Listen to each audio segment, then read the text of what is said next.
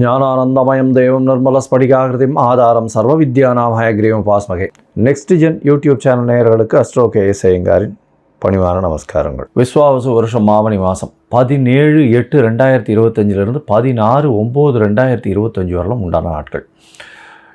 இந்த ஆவணி மாதம் அப்படின்றது தட்சிணாயனத்தின் 2வது மாதம். இந்த மாதத்தில் எல்லா விதமான ஃபெஸ்டிவல்ஸ் எல்லாமே வரக்கூடிய வாய்ப்புகள் மிகவும் அதிகம். ஏன்னா ஏற்கனவே ஆடி மாதம் பார்த்திங்கன்னா கடவுளுக்குன்னு உண்டான மாதம் அப்படின்னு சொல்லியிருக்கோம். இந்த மாதத்தில் திருமணங்கள் கைகூடக்கூடியது, திருமணங்கள் எல்லாமே நடக்கக்கூடியது, எல்லா விதமான வீட்டு சுபகாரியங்கள்லாம் நடக்கக்கூடிய மாதம். சரி, இந்த மாதத்தினுடைய கிரக சாரங்கள் என்ன அப்படின்றத பார்ப்போம். இந்த மாதம் ஆவணி மாதம் அப்படின்றதுனால சூரியன் சிம்மத்தில் இருப்பார். அதனால் சூரியன் சிம்மத்திற்கு போகிறது தான் ஆவணி மாதத்தின் ஆரம்பம். ஏன்னா நம்ம சூரியன் ஒரு ராசியிலிருந்து அடுத்த ராசியை போகிறத நம்ம அதாவது சூரியமான மாதங்கள்ன்றத மாதிரி நம்ம பார்க்குறோம். அதனால் சூரியனை சார்ந்து இருக்கக்கூடிய மாதங்கள் அப்படின்றதுனால ஆவணி மாதம் நம்மளுக்கு 17/8 அன்றைக்கி ஆரம்பிக்கிறது.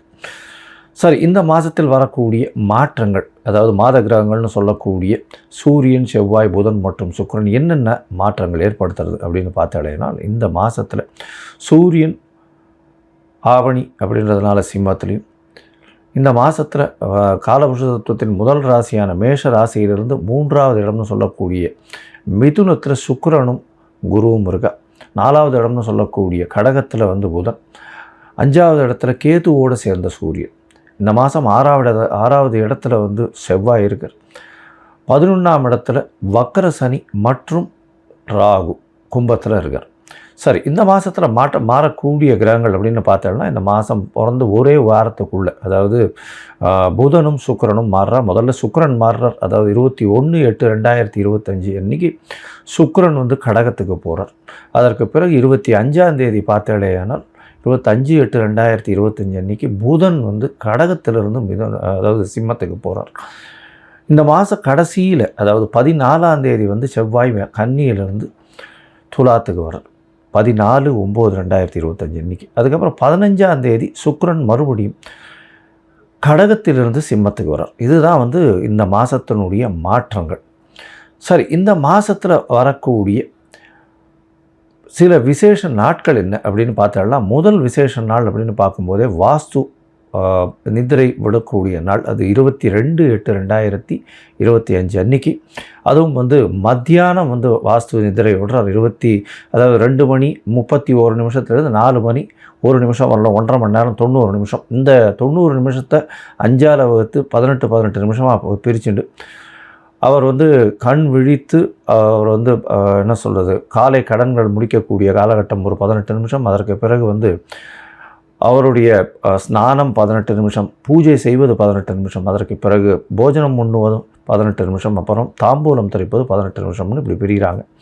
இதில் கடைசி 18 நிமிஷம் தாம்பூலம் தரிப்பதும் போஜனம் மருந்தும் கூடிய காலகட்டத்தில் செய்யக்கூடிய எந்த வேலைகளாக இருந்தாலும், அதாவது வீடு மனை கோல் போடுதல், அது தவிர வீட்டுக்கு புதுசாக வீடு கட்டுறது, வீட்டுக்கு அஸ்திவாரம் போடுறது, மனை இது பூஜை போடுறது, இது எல்லாமே எல்லா விதமான ஏற்றத்துடன் காணப்படும் அப்படின்றது. அது எந்த ஒரு தங்கு தடையின்றி போகக்கூடிய காலகட்டமாக இருக்கும். இந்த வாஸ்து நாளில் உங்களுக்கு எந்த ஒரு அதாவது திதி வார நட்சத்திரம் இது எதுவுமே பார்க்க வேண்டாம். ராகுகாலம், யமகண்டம் இந்த மாதிரியான விஷயங்களும் பார்க்க தேவையில்லை இந்த காலகட்டத்தில். அதனால் நல்ல ஒரு ஏற்றமான காலம். நிச்சயமாக வீடு கட்டணும்னு பார்க்குறவங்க இந்த காலகட்டத்தை எடுத்துட்டிங்கன்னா நல்ல ஒரு ஏற்றம் கிடைக்கும். அதற்கு பிறகு இந்த மாதத்தில் பார்த்தடையானால் சாம உபாகர்மா, அதாவது எஜுர் உபாகர்மா, சாம உபாகர்மா, சாமவேதம் சொல்கிறவர்களுக்கு இந்த வருஷத்தினுடைய பூணல் மாற்றக்கூடிய அது செலிப்ரேஷன் என்ன, அந்த பூணல் மாற்றக்கூடிய அவர்களுடைய காயத்ரி ஜபத்தை பூணல் மாற்றக்கூடியதும், அவர்கள் காயத்ரி ஜபம் பண்ணி மிகப்பெரிய ஏற்றுமை கொள்ளக்கூடிய காலகட்டம் அப்படின்னு சொல்லக்கூடியது. இது 26/8/2025 அப்படின்னு அந்த நாளில் வருது.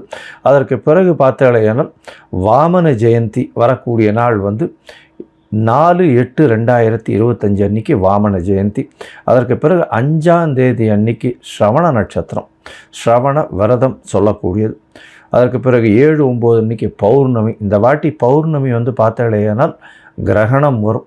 ஏன்னா கேத்துவோடு சேர்ந்த சூரியனும் ராகுவோடு சேர்ந்த சந்திரனும் வருது. இந்த வாட்டி உண்டான கிரகணம் டைமிங் அதெல்லாம் வந்து அப்புறமா போடுறேன். அது வந்து ஃபாலோ பண்ணுங்க. ஐ திங்க் பௌர்ணமியில் வர்ற கிரகணம் அப்படின்றதுனால சந்திர கிரகணம் ராத்திரி வந்து சந்திரன் மறைஞ்சு திருப்பி ஒளி ஊட்டக்கூடிய காலகட்டம் வரும். நான் அது இந்தியாவில் தெரியக்கூடிய விஷயம் அது. நான் அதுக்கு உண்டான டைமிங் இல்லாமல் எடுத்து போடுறேன். அதற்கு பிறகு 8, 9 அன்றைக்கி மாலையபட்சம் ஆரம்பிக்கிறது. இந்த வாட்டி பட்சம் வந்து நார்மலாக புரட்டாசியில் தான் வரும். முன்னாடி வந்து ஒரு 10 நாள் முன்னாடியே வந்துடுறது. மாலையபட்ச ஆரம்பம் 8, 9 அன்றைக்கே ஆரம்பிக்கிறது. 13ஆம் தேதி அன்றைக்கி, அதாவது 12ஆம் தேதி அன்றைக்கி மகாபரணின்னு சொல்லக்கூடியது. அதாவது யாரெல்லாம் பித்ருக்களுக்கு ஸ்ரார்த்தம் பண்ணுறாலோ அன்றைக்கி பண்ணக்கூடியது விசேஷம். அதாவது டேட்டு தெரியாமல் இருக்கிறவா, திதி தெரியாமல் இருக்கிறவாள்லாம் அன்றைக்கி பண்ணிடுவாள். அதே மாதிரி 14/9/2025 இன்றைக்கி மத்தியாஷ்டமின்னு சொல்லக்கூடியது. இன்றைக்கி அந்த அன்றைக்கி அஷ்டமியை வேற மத்தியாஷ்டமின்னு சொல்லக்கூடிய நடுபாதியான இந்த மாலையபட்சத்தின் நடுபாதி. அதனால் அன்றைக்கும் வந்து எல்லாருக்கும் தர்ப்பணம் கொடுக்கறத பண்ணலாம். இன்றைக்கி கோகுலாஷ்டமி வேறு, ஏன்னா ஆவணி மாதம் வரக்கூடியது அஷ்டமின்றதுனால கோகுலாஷ்டமி ரோகிணி நட்சத்திரோட சேர்ந்து வர்றதுனால அன்றைக்கி முனித்திரியம் ஸ்ரீமடம் இவாளுக்கெல்லாம் வந்து அன்றைக்கி ஸ்ரீ ஜெயந்தி இருக்கக்கூடும். அதனால் அன்றைக்கி வந்து மிகப்பெரிய ஏற்றமான நாள். அதை தவிர பார்த்தலையானால் ஆவணி மாதம் ரோகிணி நட்சத்திரம், அதற்கு பிறகு அஷ்டமி, இது 3ம் சேர்ந்து வரக்கூடிய காலன்றதுனால கோகுலாஷ்டமி அப்படின்னு கொண்டாடுறேன். சரி, இந்த மாதம் வந்து மேஷம் முதல் மீனம் வரை எப்படி இருக்குது அப்படின்றத பார்க்கலாம். அதற்கு முன்னாடி என்னுடைய மொபைல் நம்பர் ஸ்க்ராலிங்கில் போயின்னு இருக்கும். உங்களுக்கு வந்து அஸ்ட்ராலாஜிக்கல் கன்சல்ட் தேவைப்பட்டதுன்னா எனக்கு வந்து மெசேஜ் பண்ணுங்கள். உங்களுடைய date, time, place of birth, உங்களுடைய பெயர், தாய் தகப்பனார் பெயர் அனுப்புங்க. என்னுடைய கட்டணம் என்னென்னு சொல்கிறேன், கட்டணத்தை போடுங்க. அதற்கு பிறகு உங்களுக்கு நான் அந்த பிடிஎஃப் வந்து போட்டுவிட்டு, அதாவது உங்களுடைய ஜாதகத்தை போட்டுவிட்டு, ஜாதகத்தில் சந்தி இருக்கான்னு பார்க்கணும். ஏன்னா எனக்கு தெரிஞ்சவா நிறைய பேர் 50 வயசு 55 வயசுலாம் இருக்குது. அவள்லாம் வந்து மிருகசீர நட்சத்திரம் ரிஷப ராசின்னு சொல்லிட்டு இருப்பா, ஆனால் மிதுன ராசியில் இருப்பாள். அதே மாதிரி சித்ரா நட்சத்திரம்னு சொல்லிட்டு இருப்பா, துலா ராசியில்னு சொல்லிட்டு இருப்பா, அது கன்னியா ராசியில் இருப்பாள். அந்த மாதிரி மாறி மாறி ராசிகளும் சரி லக்னங்களும் சரி மாறி இருந்து, அதனால் வந்து அவளுக்கு இப்போ நல்ல காலம் நடக்குது அப்படின்னு நினச்சின்னு இருப்போம். ஆனால் வந்து லக்னத்துக்கு ஏற்றமான காலமாக இருக்காது. அதனால் சந்தியில் இருக்கும். அதனால் சந்தி என்னன்றதை பார்த்து அதற்கு அப்புறம் வந்து உங்களுக்கு உண்டான ஜாதகத்தை போடுறேன். அதற்கு பிறகு உங்களுக்கு நான் அப்பாயின்மெண்ட் தரேன். நான் வந்து உங்களோட பேசுகிறேன். உங்களோட பேசும்போது உங்களுக்கு உண்டான பிரச்சனைகள் என்ன ஏதுன்றதை, அதற்கு உண்டான எளிய வழிமுறைகள் என்ன ஏதுன்றதை நான் சொல்கிறேன். சரி, இப்போ மேஷம் முதல் மீனம் வரை விஸ்வாவச வருஷம் ஆவணி மாதம் ஒரு ராசியாக பார்க்கலாம். மகரம், உத்திராடம், திருவோணம், அவிட்டம், இந்த 3 நட்சத்திரம் 9 பாதங்களை கொண்ட ராசியின் அதிபதினு சொல்லக்கூடியவர் சனி பகவான். சனி உங்களுடைய ராசியின் 2ஆம் இடத்துல ஆட்சி பெற்று போயிருக்கார், வக்ரகதியில் இருக்கார். உங்களுடைய ராசிக்கு 2ஆம் இடத்துல ராகுவும் சேர்ந்துருக்கார். அதனால் பேச்சில் ரொம்ப கவனமாக இருக்கிறது நல்லது. ஏன்னா பேச்சில் தடித்த பேச்சுக்கள் வரும். உங்களுடைய பேச்சுக்கள் அடுத்தவர்களுக்கு புரியும்படியாக இருக்காது. அதனால் தவறான விஷயமாக புரிந்து கொள்ளப்படும். உங்களுடைய ராசிக்கு 2ஆம் இடத்துல சனியும் ராகுவும் இருக்கிறதுனால பணவரவிற்கு பஞ்சம் இருக்காது. ஏன்னா தனகாரகனான குரு உங்களுடைய ராசிக்கு 2ஆம் இடத்தை தனஸ்தான அதிபதியான சனியே பார்க்கறதுனால பணவரவிற்கு பஞ்சம் இருக்காது. கவலைப்பட தேவையில்லை. குடும்பத்தில் சிறு சிறு சலசலப்புகள் இருக்கும். அதனால தான் சொல்கிறோம், திருப்பி பேச்சில் கொஞ்சம் கவனமாக இருங்க அப்படின்னு சொல்கிறோம்.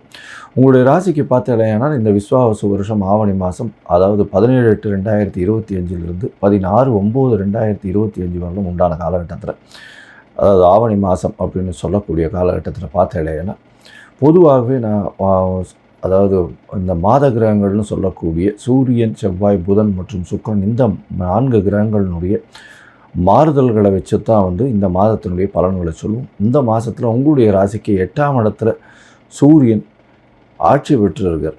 என்ன சார் இது 8ஆம் இடத்துல சூரியன் ஒவ்வொரு ஆவணி மாதத்துலேயும் ஆட்சி பெற்று தானே சார் இருப்பார்? ஏன்னா சிம்மத்தில் வரும்போது தான் ஆவணி மாதம், இதில் என்ன சார் வித்தியாசம் இருக்குது அப்படின்னா, இந்த வாட்டி பார்த்தலையானால் கேத்து பகவானும் சேர்ந்து அங்கே இருக்கார். அதனால் உடல் நலத்தில் கொஞ்சம் பின்னடைவு இருக்கக்கூடும். அதனால் அரசு சம்பந்தமான விஷயங்களில் கொஞ்சம் ஜாகிரதையாக இருக்கிறது. கவர்மெண்ட்டு இதுவெல்லாம் வந்து என்ன சொல்கிறது, அரசாங்கத்தினுடைய சிறு பிரச்சனைகள் வரக்கூடிய வாய்ப்புகள் உண்டு. கான்ட்ராக்ட் தொழிலில் இருக்கிறவங்களுக்கு நல்ல ஒரு ஏற்றம் இருக்கும்.